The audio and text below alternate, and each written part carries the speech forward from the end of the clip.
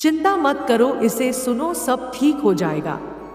पूर्ण है श्री कृष्णा, परिपूर्ण है श्री राधे, आदि श्री कृष्णा है, अनंत श्री राधे है। हे प्रभु, अगर मैं गलत हूँ तो मुझे सुधारो, अगर मैं खो गया हूँ तो मेरा मार्गदर्शन करो, अगर मैं हार मानने लगूं तो मुझे आगे बढ़ाओ। स्त्री के प्रेम में अगर जिद ना होती तो मंदिर में कृष्ण के बाजू में राधा ना होती। इंसान को अपनी औकात का पता तब चलता है जब उसे वहां से ठोकर मिले जहां उसने सबसे ज्यादा भरोसा किया हो। एक स्त्री की ताकत और कमजोरी उसका पति होता है।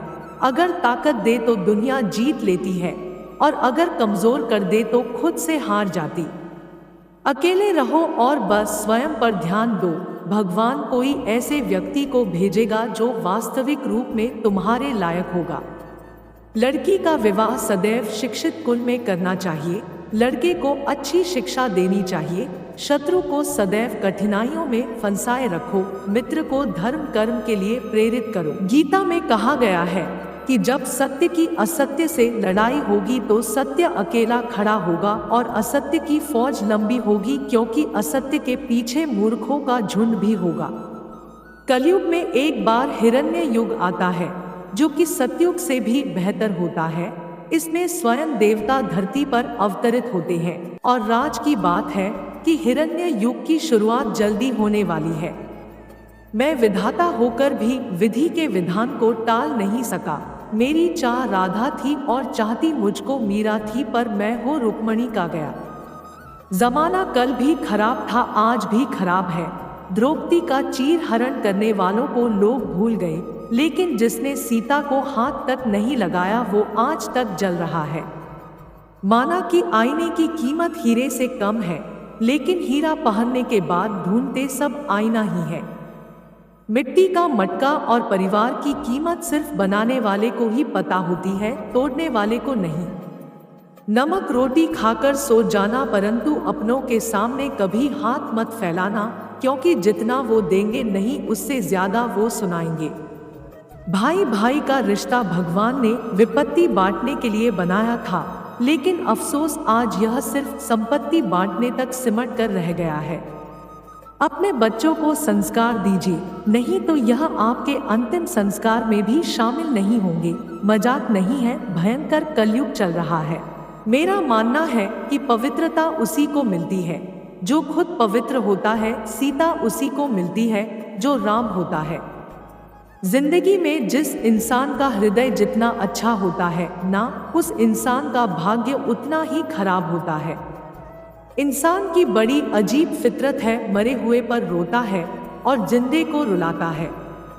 जिस डिप्रेशन में अमीर आदमी आत्महत्या कर लेता है, इतना डिप्रेशन तो मिडिल क्लास का आदमी रोज अपने सर पर लेकर घूमता है, क्योंकि उसे लड़ना आता है, मरना नहीं।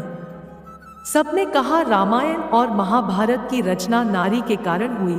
किसी ने ये क्यों नहीं कहा कि नारी का सम्मान ना करने का अंत है रामायण और महाभारत।